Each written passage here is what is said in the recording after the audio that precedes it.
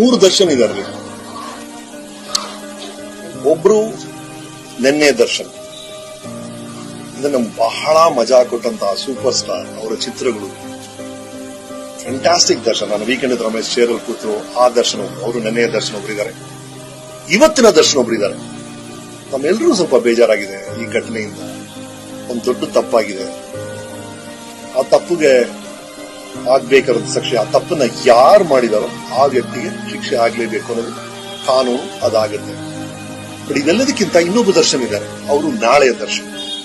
ಆ ನಾಳೆಯ ದರ್ಶನ್ ಇದಾರಲ್ಲ, ಓಕೆ, ಈ ಸಮಸ್ಯೆಯಿಂದ ಹೊರ ಬಂದಾಗ, ಅದಕ್ಕೆ ಏನಾದ್ರು ಶಿಕ್ಷೆ ಇದ್ರೆ ಅದನ್ನ ಅನುಭವಿಸಿ ಹೊರಗೆ ಬಂದಾಗ ಆ ನಾಳೆಯ ದರ್ಶನ್ ಏನ್ ಮಾಡ್ತಾರೆ ಅನ್ನೋದು ಬಹಳ ಬಹಳ ಇಂಟ್ರೆಸ್ಟಿಂಗ್ ಇದೆ.